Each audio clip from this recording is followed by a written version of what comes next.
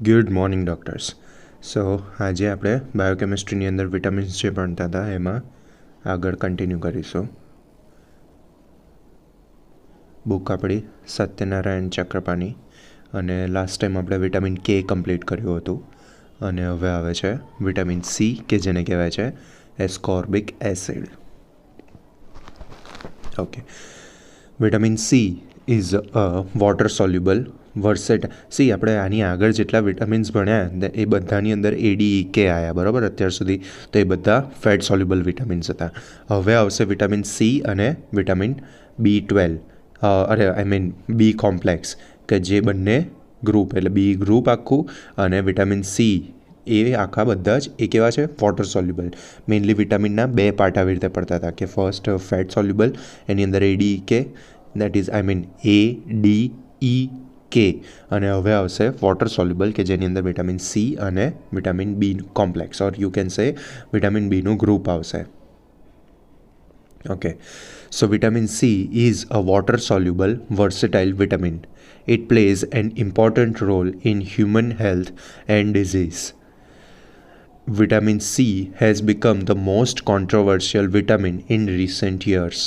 This is because of the claim and counterclaim on the use of vitamin C in megadose to cure everything from common cold to cancer. Okay, so basically અત્યારે આ પેરેગ્રાફની અંદર, અને અત્યારે પણ તમે જોતા હશો કે રાઇટ નાઉ અત્યારે જે કોરોનાની સિચ્યુએશન છે તો એની અંદર પણ સપ્લિમેન્ટ તરીકે એ લોકો ખાસ વિટામિન સીનો બહુ જ સપોર્ટ કરે છે, અને ઇવન બેઝિક જે ગાઈડલાઇન હોય છે એની અંદર પણ vitamin C as a supplement તરીકે, ઓરલ્સ જો તમને ઇવન જે હેલ્ધી ગાઈડલાઇન પ્રોવાઈડ કરવામાં આવે છે એની અંદર પણ એ લોકો એવું કહે છે કે ડેલી કન્ઝમ્પશન વિટામિન સીનું રાખો. કેમ? કારણ કે એનું ઇમ્યુનિટીની અંદર બહુ જ ઇમ્પોર્ટન્ટ રોલ છે.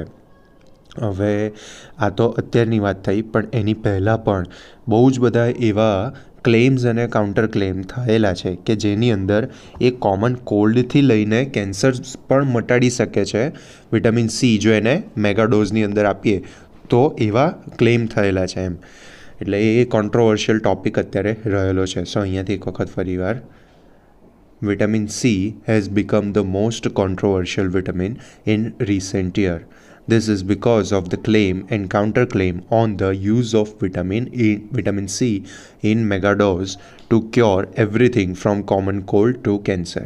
આપણે બહુ જ કોમનલી કદાચ આપણા તમારા દાદા ને એ લોકોના જોડે સાંભળ્યું હશે કે ભાઈ એ લોકો છે ને રિસન્ટ મીન્સ દર થોડાક ટાઈમે એ લોકો લીમસી ચાવતા રહેતા હોય, ચૂસતા રહેતા હોય, લીમસીની પેલી ગોળીઓ આવતી હોય, વિટામિન સીના સપ્લિમેન્ટ કહેવાતા હોય છે. Okay, so yes, Scurvy has been known to men for centuries. It was the first disease found to be associated with diet. બહુ લાંબા ટાઈમથી સ્કર્વી આપણને જાણીતા હતા જેનાથી, અને પહેલો ડિઝીઝ એવો હતો કે જે આપણને ખબર પડી કે આ ડાયટ જોડે રિલેટેડ છે. In 16th century, about 10,000 miners died of miraculous disease, એટલે કે સ્કર્વીની વાત છે, due to lack of fresh vegetable in their diet. James Lind, a surgeon of English Navy, in 1753 published a treatise on scurvy. Based on Lind's observation, the Royal Navy since 1795 used to supply lime or lemon juice to all the crews. The English Navy used to carry crates of lemon, hence they were popularly known as lemines. Okay, એટલે આ તો just short history ટાઈપનું આપેલું છે, કે ભાઈ એક 16th સેન્ચુરીનો time છે કે જ્યારે માઇનર્સ જે બધા હતા, જે ખોદવાવાળા, ખાણ ખોદવાવાળા જે લોકો હોય, એ લોકોનું એકદમ જ કોઈક ઓડ ડિઝીઝના લીધે મોત થઈ ગયું હતું. હવે એ પછીથી ખબર પડી કે એમના ખોરાકની અંદર ફ્રેશ વેજીટેબલ્સ હતા નહીં. હવે એના લીધે એમને વિટામિન ડેફિશિયન્સી ક્રિએટ થઈ, અને એના લીધે એ લોકોનું ડેથ થયું. સો એ આ લિન્ડ નામના સાયન્ટિસ્ટે એની ઉપર આખો એક આર્ટિકલ પબ્લિશ કર્યો, ને એના ઉપરથી ખબર પડી. એ પછી એ લોકો પોતાની જોડે લેમન જ્યુસ કેરી કરતા હતા, બરાબર. So this is not so important જ્યારે શોર્ટ નોટને એવું પૂછાય ત્યારે, just for the sake of history. Okay, now comes the chemistry. Ascorbic acid is hexone એટલે કે જેની અંદર 6 કાર્બન રહેલા છે.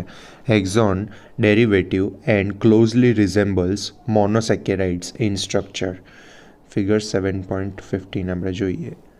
હેક્ઝોન્સનું બનેલું છે એટલે કે 6 કાર્બન છે અને એની અંદર એનું રિઝેમ્બલન્સ એટલે મળતો આવતો દેખાવ એનો કોની જોડે? મોનોસેકેરાઇડ જોડે છે. એક minute.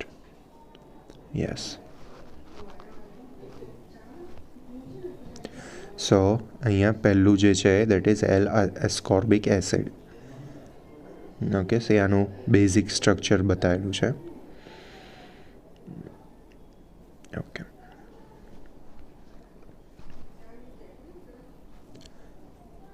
The acidic property of vitamin C is due to enolic hydroxyl group. બરાબર, જે એને વિટામિન સી એસિડિક છે એની પાછળનું રીઝન શું છે? તો બિકોઝ એની અંદર શું રહેલું હોય છે? તો એનોલિક હાઇડ્રોક્સિલ ગ્રુપ છે એટલા માટે. It is strong reducing agent. L-ascorbic acid undergoes oxidation to form the dehydroascorbic acid. બરાબર, L-ascorbic acid undergoes oxidation to form એટલે dehydroascorbic acid બનાવવા માટે L-ascorbic એસિડનું ઓક્સિડેશન થવું જરૂરી હોય છે. Again, L-ascorbic acid undergoes oxidation to form dehydroascorbic acid and reaction is reversible. Both ascorbic acid and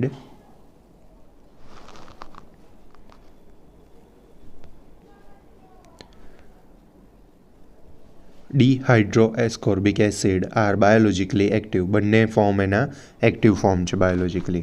However, D-ascorbic acid is inactive. The plasma and tissue predominantly contain ascorbic acid. આપણે બોડીની અંદર mainly કયા રીતે રહેલું હોય છે vitamin C? તો the plasma and tissue predominantly contain ascorbic acid in the reduced form.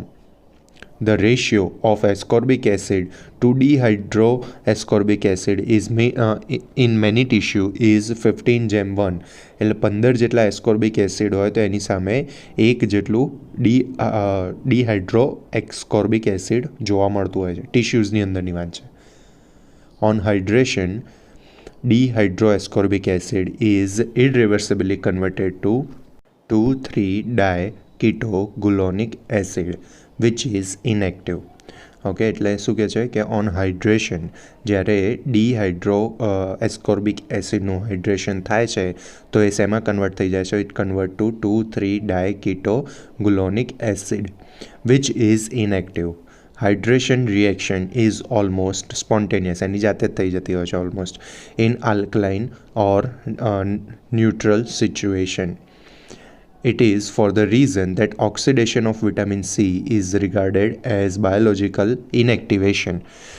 એટલે કે formation of diketogulonic acid. Oxidation of ascorbic acid is rapid in the presence of copper. Hence, vitamin C become inactive in the foods are prepared in the copper vessels. એટલે આપણને પહેલેથી કહેતા આવ્યા છે કે ભાઈ કોપર તાંબાનું વાસણ હોય એની અંદર ખાટી વસ્તુઓ ના ખાવી જોઈએ. બરાબર, તો કેમ? એનું કારણ કે કેમિકલ રિએક્શન થતું હોય છે અને વિટામિન સી જે આપણે લેતા હોઈએ છીએ એ ઇનએક્ટિવ થઈ જાય છે એની અંદર. એટલે શું કીધું અહીંયા કે oxidation of ascorbic acid is rapid in presence of copper. Hence vitamin C become inactive in the food are prepared in the copper vessels. Okay. Now comes the biosynthesis and metabolism. Many animals can synthesize ascorbic acid from glucose via uronic acid pathway. However, men, other primates, guinea pigs and bats cannot synthesize the ascorbic acid due to deficiency of single enzyme, namely L-gluconolactone oxidase. Okay, so માણસની અંદર અમુક specific પ્રકારના ભૂંડની અંદર અને ચામાચીડિયાની અંદર આપણે આ લોકો એસ્કોર્બિક એસિડ વિટામિન સી જાતે બનાવી શકતા નથી. એની પાછળનું રીઝન શું છે કે એક એન્ઝાઇમની આપણામાં ડેફિશિયન્સી છે. That enzyme name is L-gluconeolactone oxidase. Vitamin C is rapidly absorbed from the intestine. It is not stored in the body to significant extent. એટલે જેમ આપણે વાત કરી હતી કે ભાઈ જે ફેટ સોલ્યુબલ વિટામિન્સ છે એ બધા જે લીવરની અંદર ઘણા અંશે અને બાકી એડિપોઝ ટિશ્યુઝની અંદર સ્ટોર રહેતા હોય છે. જ્યારે વિટામિન સી એ એક લિમિટેડ અમાઉન્ટની અંદર સ્ટોર રહે, મોટાભાગનું એ એક્સક્રીટ થઈ જતું હોય છે. So it is not stored in body to a significant extent. Ascorbic acid is excreted in urine as such or as its metabolites, diketogulonic acid and oxalic acid. એટલે શું કીધું આપણને કે એસ્કોર્બિક એસિડ મોટા ભાગે યુરિનમાં એક તો કઈ રીતે એક્સક્રીટ થતું હોય છે, તો એના મેટાબોલાઇટ્સ તરીકે એ એક્સક્રીશન એનું થતું હોય છે કે એના મેટાબોલાઇટ્સ કયા કયા? સો ડાયકેટોગ્લોનિક એસિડ અને ઓક્ઝેલિક એસિડ તરીકે. ઓકે, હવે એનું ફંક્શન્સ, એનું જરૂર શું છે?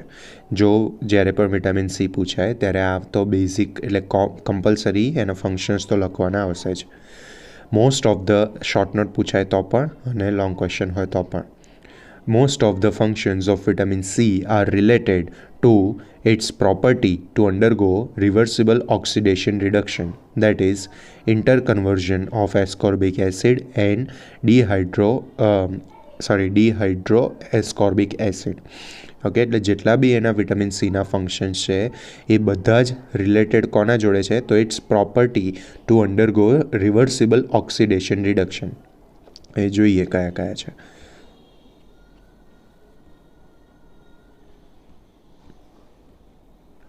તો ફર્સ્ટ આવે છે collagen formation. Vitamin C plays the role of coenzyme in hydroxylation of proline and lysine, while protocollagen is converted to collagen. That is post-translation modification ની વાત કરીએ છીએ. That is post-translation modification. The hydroxylation reaction is catalyzed by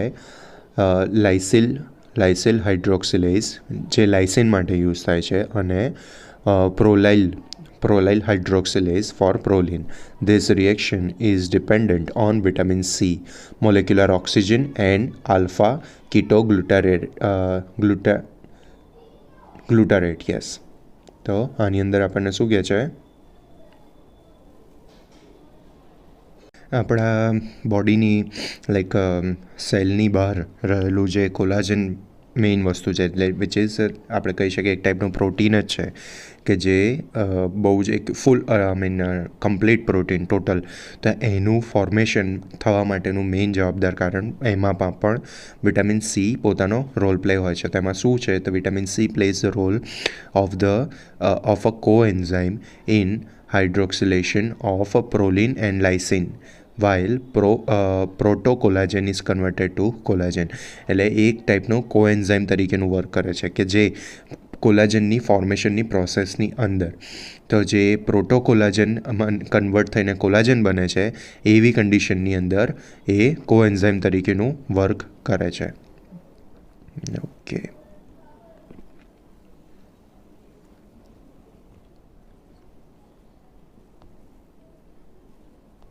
okay, આગળ શું કહે છે? તો hydroxyproline and hydroxylysine are essential for the collagen cross linking and the strength of the fibre. કોલાજનના ફાઇબર હોય બેઝિકલી, આપણને આગળ જે પ્રમાણે ભણી ગયા છે પ્રમાણે, બરાબર. અને ઇન જનરલ તમે કદાચ જો સાંભળ્યું હોય ને આ વસ્તુ, તો જ્યારે પણ કોઈ બર્નનું પેશન્ટ હોય, કોઈ પણ ટાઈપની ઇન્જરી થઈ હોય ને, તો એ ઇન્જરી હીલ થવા માટે અને બર્ન્સને હીલ કરવા માટે આપણે કોલાજનનો યુઝ થતો હોય છે, બરાબર. એક્સટર્નલી પણ યુઝ થતો હોય છે આ વસ્તુનો. યસ, સો કોસ્મેટિક સર્જરીઝની અંદર પણ એનો બહુ યુઝ થતો હોય છે. ઓકે, સો અહીંયા શું કહે છે કે hydroxyproline and hydroxylysine are essential for the collagen cross linking and the strength of the fibre. In this way, vitamin C is necessary for maintenance of normal connective tissue and the wound healing process. Okay. Next is bone formation. So bone tissue possess an organic matrix, collagen, and the inorganic calcium, phosphate, etc. Vitamin C is required for the bone formation. So this is basic. પછી એના સિવાય આવે છે iron and hemoglobin metabolism. Ascorbic acid enhances iron absorption by keeping in the ferrous form. This is due to reduced property of vitamin C. શું કહે છે કે ascorbic acid વધારે છે શેને તો આયનના એબ્ઝોર્પ્શનને કઈ રીતે by keeping it in the ferrous ફોર્મની અંદર એને જાળવી રાખે છે. This is due to the reducing property of vitamin C. It help in the formation of ferritin કે જે આયર્નનું સ્ટોરેજ ફોર્મ છે. And metabolization of iron from ferritin. Vitamin C is useful in reconversion of methemoglobin to hemoglobin. The degradation of hemoglobin to bile pigment require ascorbic acid. બરાબર, આ basic physiology આપણે જે ભણી ગયા હતા આગળ બધું એનું જ વાત આવે છે કે એમાં એ ફિઝિયોલોજી મીન્સ એ નોર્મલ કન્ડિશન થવા માટે જરૂરી શું છે તો ઇટ રિક્વાયર્સ વિટામિન સી. હવે આવે છે tryptophan metabolism. Vitamin C is essential for hydroxylation of a tryptophan to hydroxytryptophan in synthesis of serotonin. બરાબર, સેરોટોનિન હોર્મોનના પ્રોડક્શન માટે ટ્રિપ્ટોફેનને હાઇડ્રોક્સીટ્રિપ્ટોફેનમાં કન્વર્ટ થવું પડે તો એના માટે પણ વિટામિન સીની જરૂર પડતી હોય છે.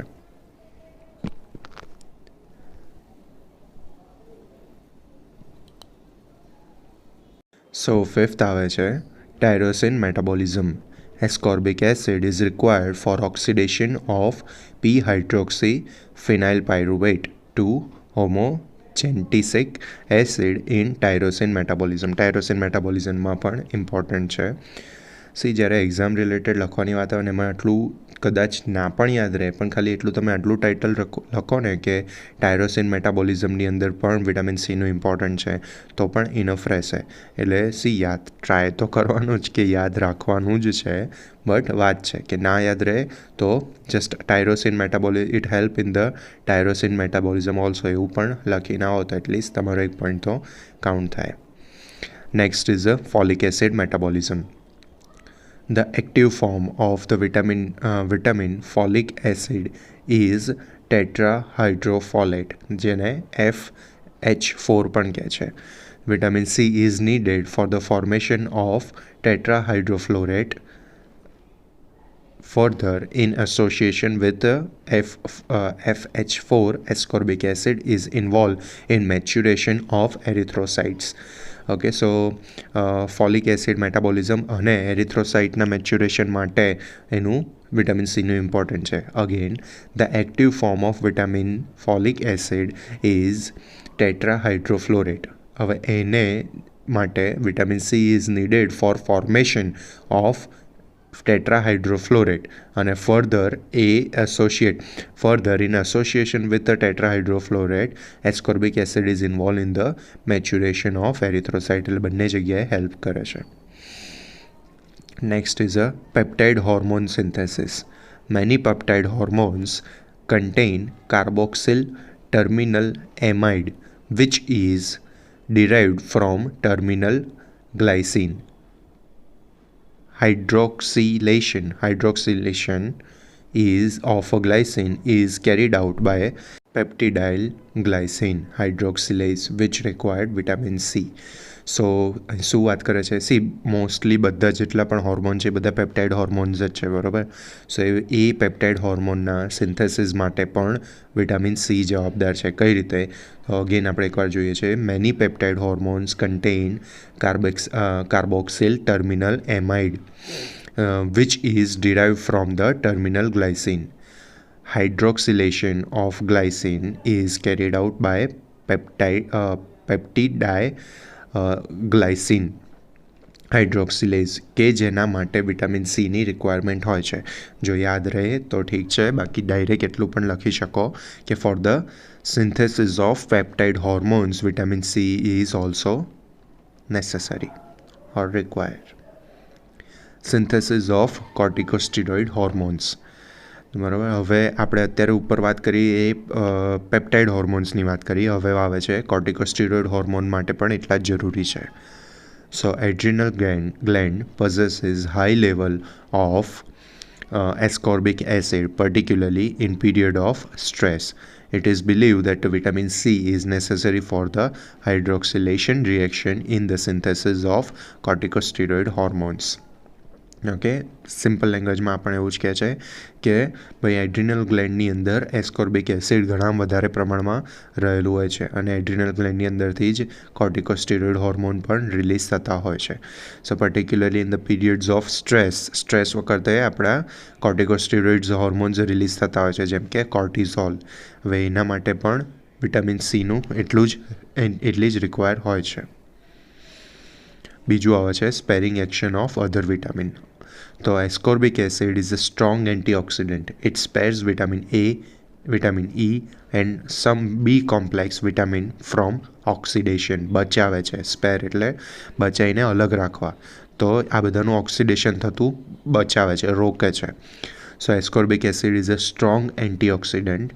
It spares vitamin A, vitamin E and some B complex vitamin from oxidation. Next આવે છે immunological function.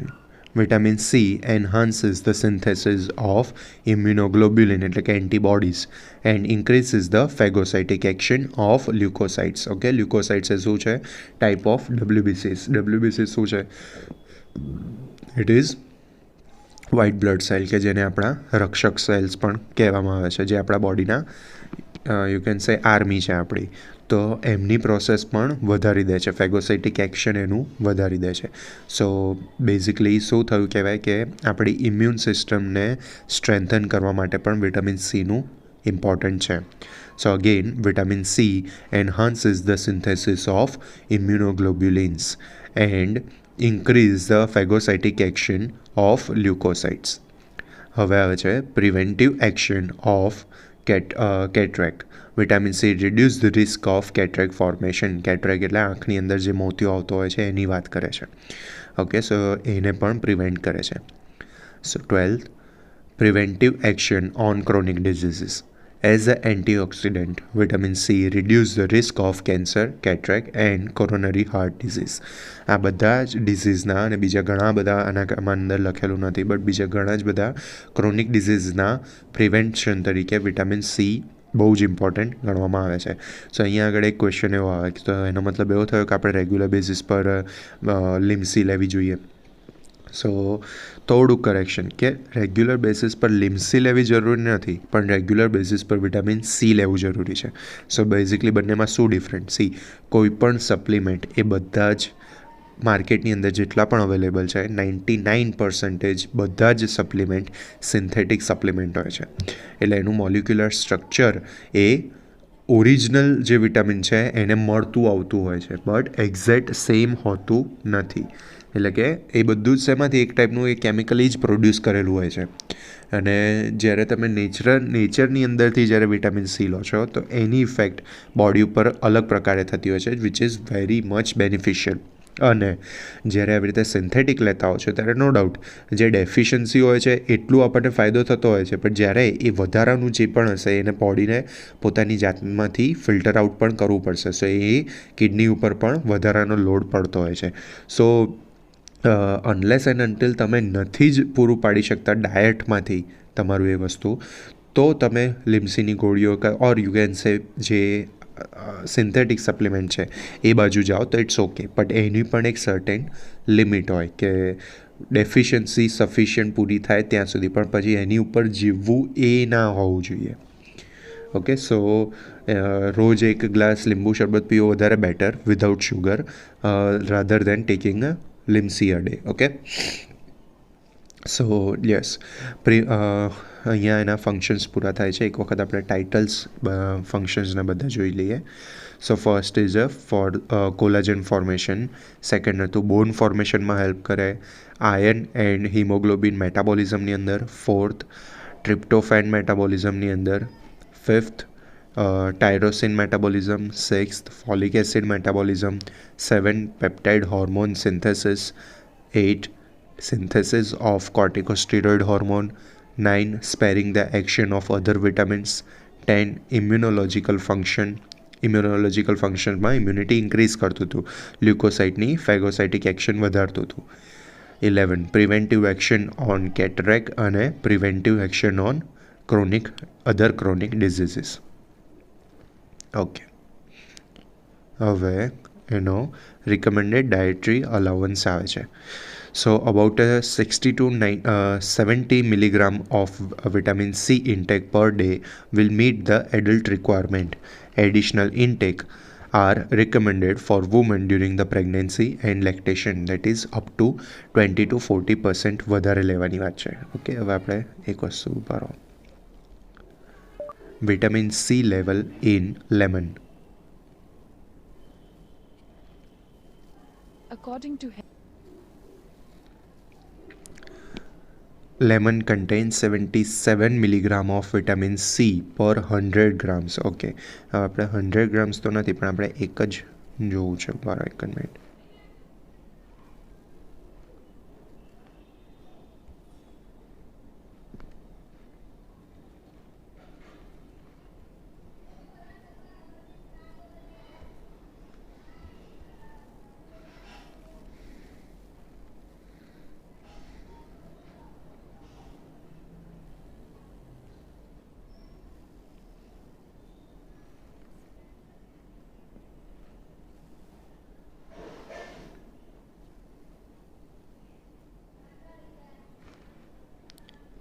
ઓકે, ચલો ને આવી રીતે જોઈએ કે જે છે સપોઝ અહીંયા એક ફ્રૂટ એટલે કે એને 58 ગ્રામનું ગણ્યું છે અને અહીંયા આગળ આપણને એવું કહે છે કે 100 ગ્રામમાંથી 77 મિલીગ્રામ મળે.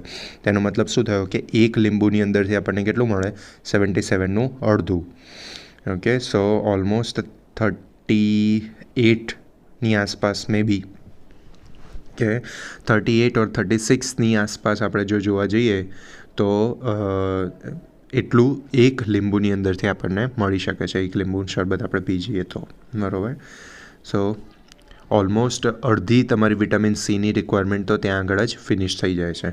સો about 60 to 70 milligram vitamin C intake per day will meet the adult requirement. જો દિવસના 2 લીંબુ પી જતા હોય તો ઇનફ, એટલે એની અંદરથી જ બધું મળી જાય. Meet the adult requirement.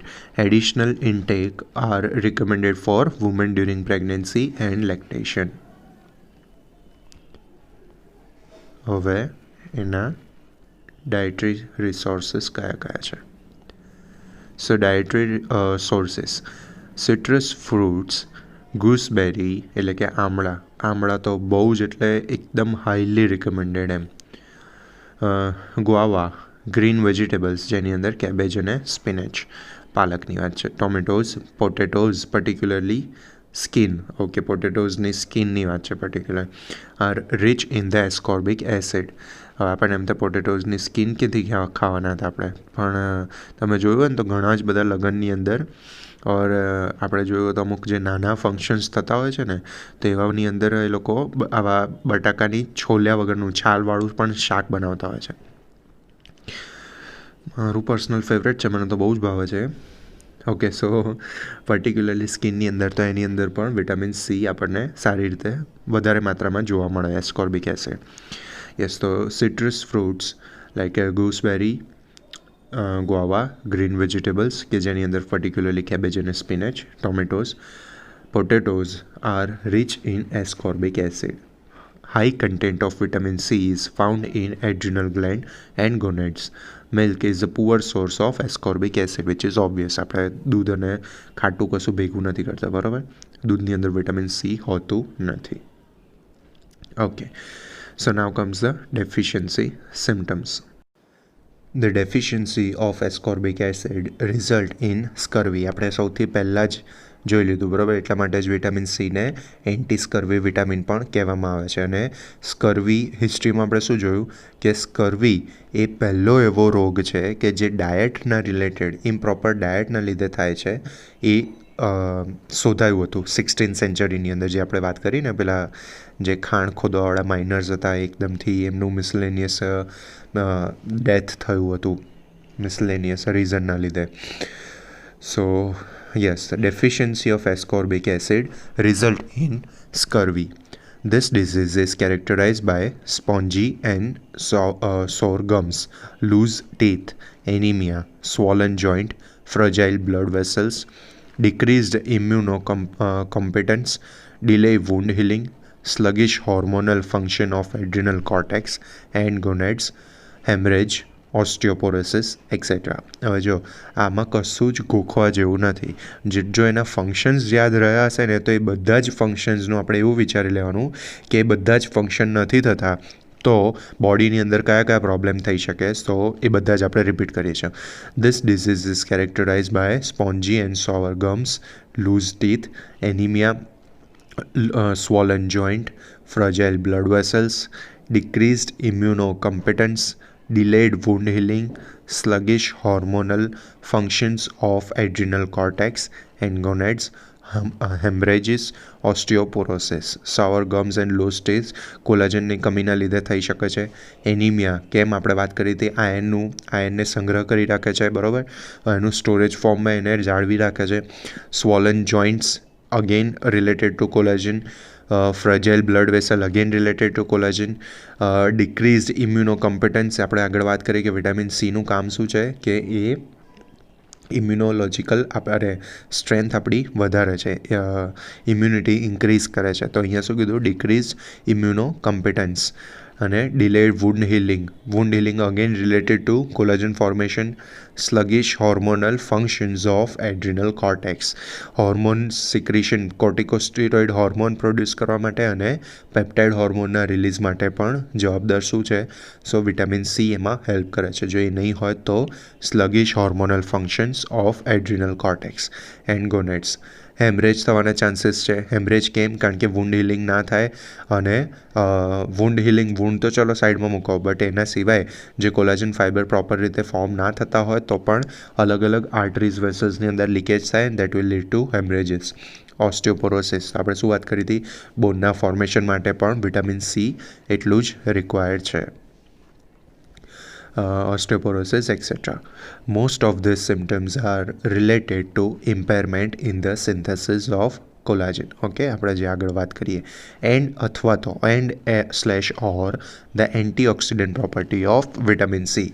એટલે શું કીધું કે કાં તો વિટામિન સી નથી એના લીધે જે કોલાજન નથી બનતું એના લીધે બધી જ પ્રોબ્લેમ થાય છે, અને અથવા એન્ટીઓક્સિડન્ટ પ્રોપર્ટી આપણને નથી મળતી વિટામિન સીની એટલા માટે પણ આ પ્રોબ્લેમ જોવા મળે છે.